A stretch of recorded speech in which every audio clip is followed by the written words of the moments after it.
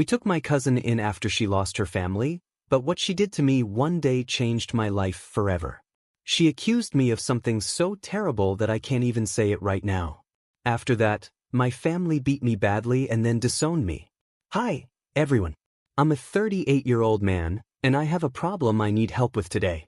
I feel really conflicted and alone. I have nowhere else to turn, and since I've been reading stories here for a while, I thought this would be the best place to share mine. I'd really appreciate any advice you could offer me. There's a lot of background, so I need to go over some things. This is going to be a long story. First, let me tell you about my terrible cousin Rachel. She's the worst person I've ever known. I know that sounds harsh to say about a family member, but for Rachel, it's true. Then there's my mom and dad, which is a whole other issue, and I'll get into that soon. As I got older and learned about psychology and why people do bad things, I tried to give Rachel the benefit of the doubt.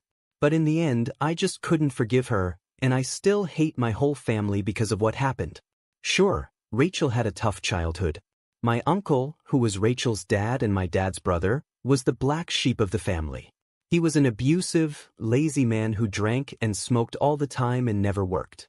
He hurt Rachel, and her mom wasn't much better. I understand how trauma can deeply affect people, especially when they experience it at a young age. But I believe it's our responsibility as people to deal with our trauma so that we don't pass that pain on to others. We ended up passing the pain we felt onto others around us.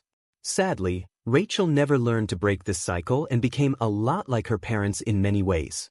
My parents knew about Rachel's tough home life, so they were always very protective of her. They tried to help by calling Child Protective Services on my aunt and uncle, but when the authorities showed up, Rachel's parents always managed to talk their way out of trouble. Then one day, Rachel's parents were in a car accident. They were running from the police after robbing a store to support their drug habit. They crashed their car and both died. Rachel was left an orphan, which is a difficult thing to go through, even when your parents are as awful as hers were. Instead of letting her end up in the foster care system, my parents decided to adopt her. Even though I didn't know Rachel very well, despite all our family get-togethers, and even though our interactions as kids were always unpleasant, I was kind of excited about having a little sister move in. Sure, she was only a year younger than me, but as an only child, I often felt lonely and thought it would be fun to have someone to play with. If only I had known how much my life would change after that, I would have begged my parents to send her far away, because her heart was as cold as ice. My mom and dad weren't perfect parents either. They drank a lot and weren't great with managing money, but they worked hard to provide for me. They did their best to support me, but even when I was young, I overheard my mom talking to her friends. She would say how she had always wanted a daughter instead of a son. She didn't know I was nearby listening, but even as a little kid, I understood what she meant. Those words cut deep, like a knife.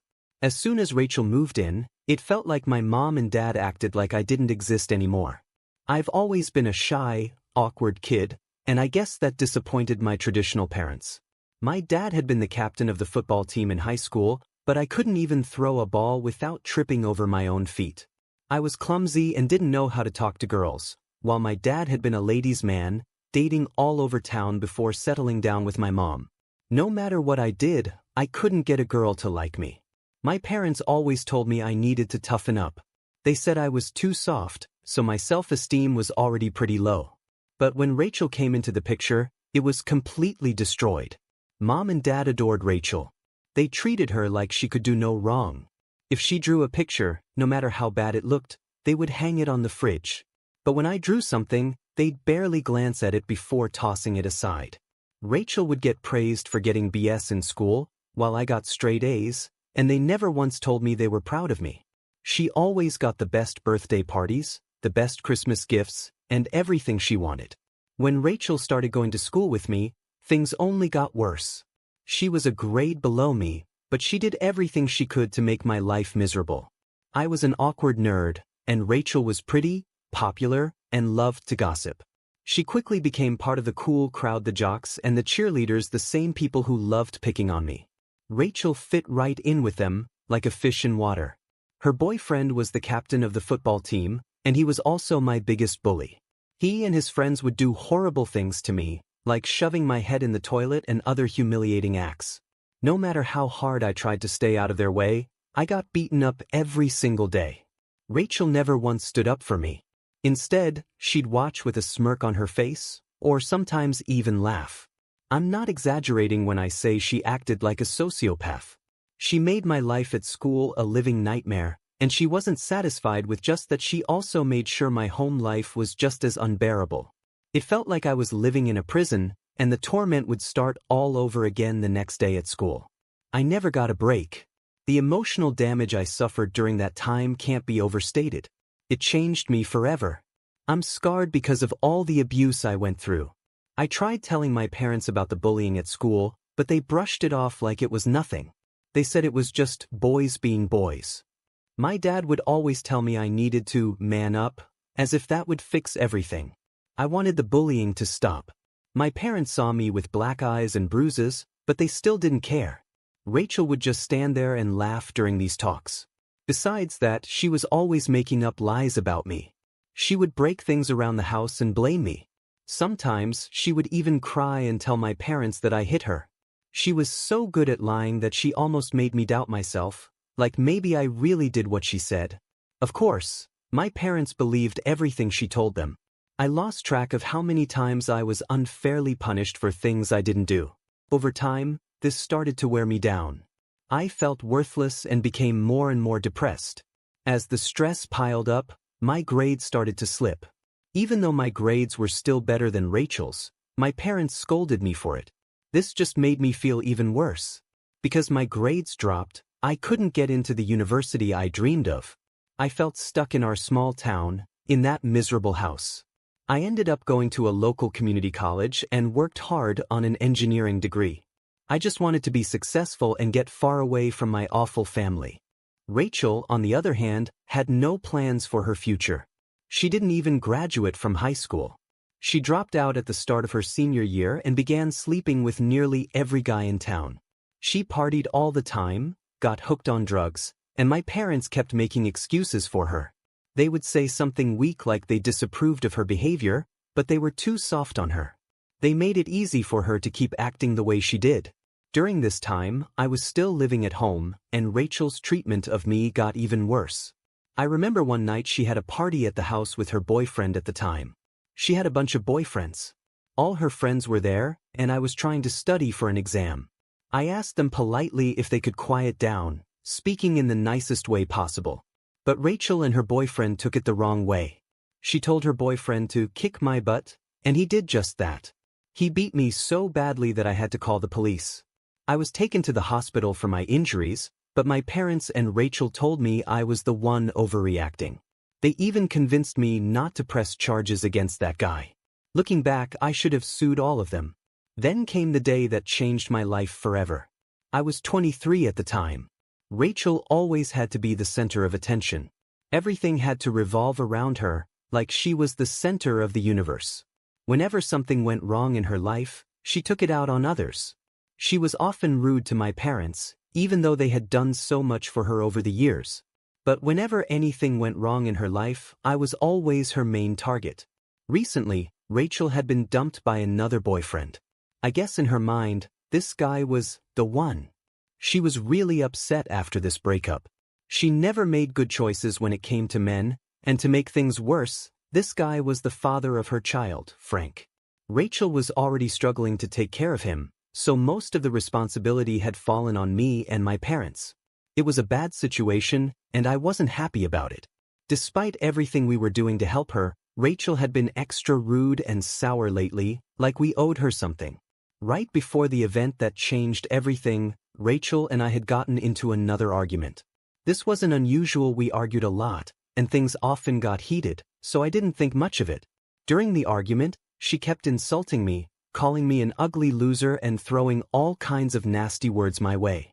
I'd had enough of her abuse, so I snapped. I told her that every man would leave her because she was worthless.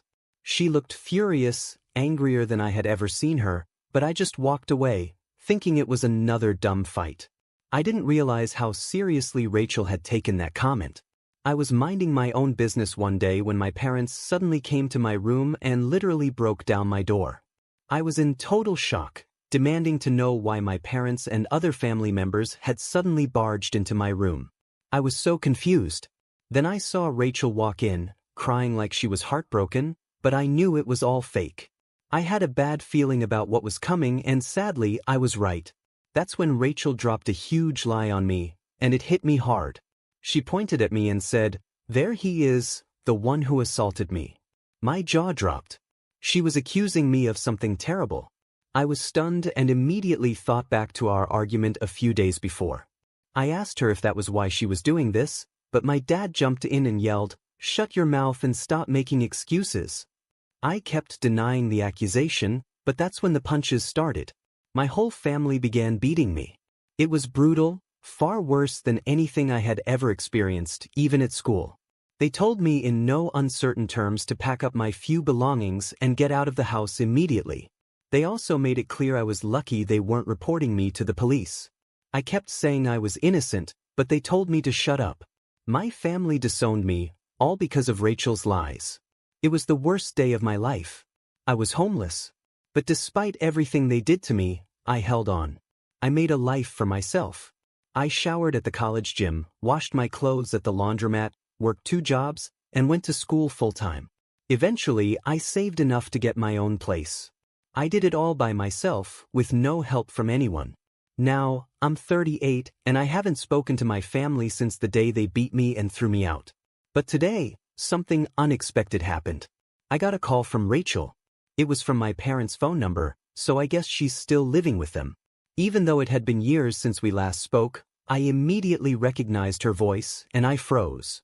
Just hearing her voice brought back all the trauma. But something was different this time. Rachel's tone was softer.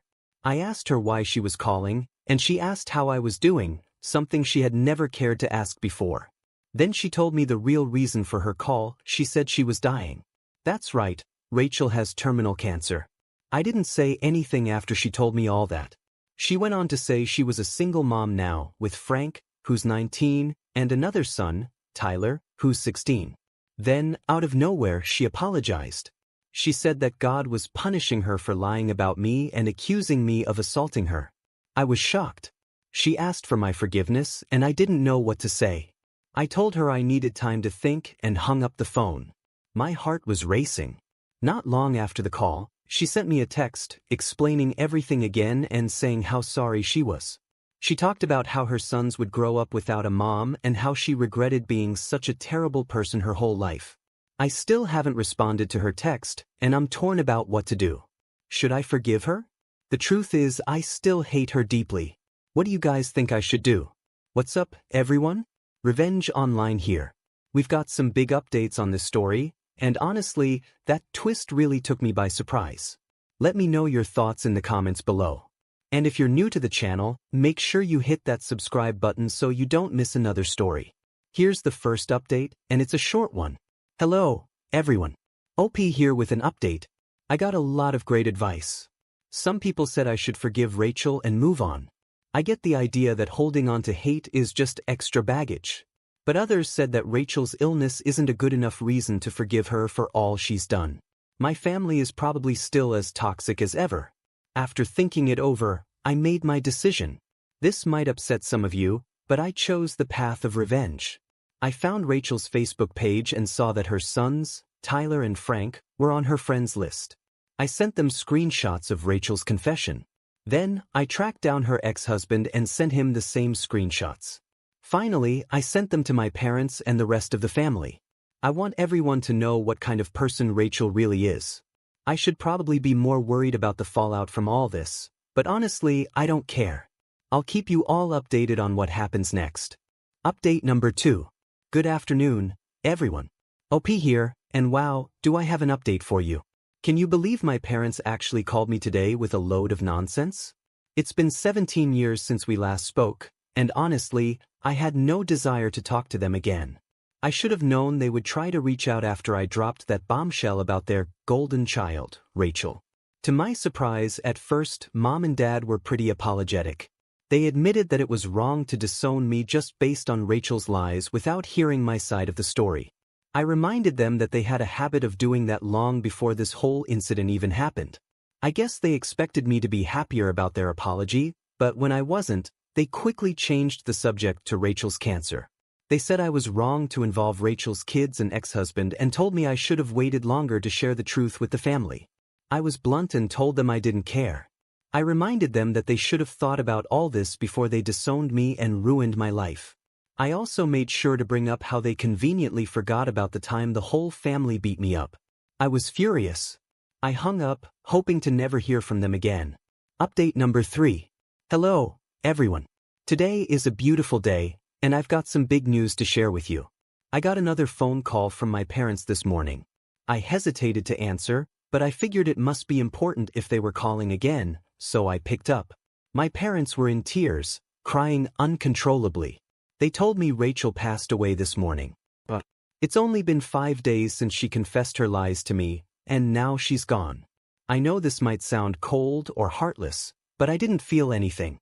Not a single thing. My parents asked why I wasn't saying anything, and I told them straight up, I don't care.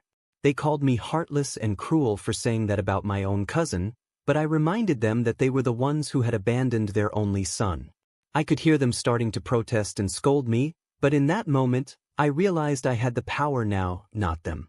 I hung up the phone just like I did the day before. Rachel's gone, so at least she won't be around to mess with me anymore. But I feel like my family still doesn't get the message. They need to learn a lesson, and I don't want to sound mean, but I think a little more revenge is necessary to make sure they understand. So, I've come up with a plan, and I'll soon be back to explain what's next. Update number 4. Hey guys, OP here with another update. Today was amazing, everything went just as I planned. Let me get right to it and tell you what happened. It wasn't hard to find the details about Rachel's funeral. Honestly, I was surprised they were even having a funeral for her, considering what kind of person she was. But I found the information online and started preparing. I even rented a tuxedo to make sure I looked sharp. Of course, I wasn't invited to the funeral, so I decided to invite myself. I figured it would be a nice surprise for my dear family. After all, none of them had seen me in 17 years, and they never bothered to check how I was doing. Now it was time to show them who's in charge. I arrived at the funeral a little late, and the service had already started. When I walked through the church doors, I saw a surprisingly big crowd there to say goodbye to Rachel. That worked out well for me, more people to witness the scene I had planned. I walked straight up to the podium and told the preacher to step aside. People in the crowd started whispering, trying to figure out who I was. I heard someone say, "Is that?" They couldn't quite place me at first, but it was time to remind them. I gave my speech and I didn't hold back. I exposed my parents for all their neglect and abuse. Then I laid out every terrible thing Rachel had done to me over the years. I didn't care who was listening, even if there were kids in the crowd. They needed to know that their mother was a horrible person. I trashed my entire family to their faces and reminded them how they turned their backs on me when Rachel falsely accused me of assault. It felt good to finally say everything I'd held in for so long. I told them it was disgusting how they immediately believed that I did something so horrible to my own cousin without even hearing my side. That's when my father stood up and told me to shut up and leave. He said I was ruining the funeral and that no one in the room wanted to hear me spread lies about Rachel. Lies? It was almost laughable. Even after knowing the truth about Rachel, they were still defending her. Dad even threatened to call the police if I didn't leave. I'm not a violent person, but at that moment, I was ready to fight him. Then something unexpected happened. Tyler and Frank stood up. No one had asked them what they thought, and for the first time, they spoke out. They confirmed everything I said about Rachel. They shared how she neglected and abused them, spent all her money on drugs and alcohol, and didn't care for them at all. There was an uproar in the funeral hall. I could tell my family was shocked. I guess hearing it from Rachel's own children hit differently than hearing it from me, the family's black sheep. I left them there, arguing and grumbling amongst themselves. I had said what I needed to say, and I was done. I walked out of the funeral and headed back to my apartment. Final update. Hello, everyone. OP here with a final update. I just wanted to say thank you to all of you for your supportive comments and advice. It really helped me get through all of this. I also wanted to share that I ended up adopting Tyler and Frank. After everything they went through growing up with Rachel and my family, I think they were relieved to see someone stand up and speak the truth at the funeral. The rest of the family wanted nothing to do with the boys, and they had nowhere to go after Rachel passed. Their father was in prison, and my parents refused to take them in because, in their eyes, the boys had disrespected their mother and brought shame to the family, as if they were some kind of royalty. But I'm glad to have them with me now, and we're moving forward together. Thanks again for all your support. I did the right thing by adopting Tyler and Frank. We've moved far away from the rest of the family, and we're living a great life now. Tyler and Frank don't act anything like their mother, and I'm proud to see them growing into great men. Thank you all for your support. The comment section wasn't happy with my family, and it was clear to everyone how toxic they were. Even when I stood up at the funeral and told the truth about Rachel, they didn't want to hear it, even though I had proof. It wasn't until Tyler and Frank confirmed everything, I said that people started to realize how abusive Rachel had been. In the end, I knew I couldn't let Tyler and Frank grow up in that toxic environment, so I took them in. A lot of people in the comments section thought that was the right thing to do, and I agree. Let me know your thoughts on today's story, guys. My name is Revenge Online, and I share stories like this every day. If you want to be a part of these daily stories, go ahead and subscribe to the channel. I'll see you tomorrow, and remember, it's cool to be kind.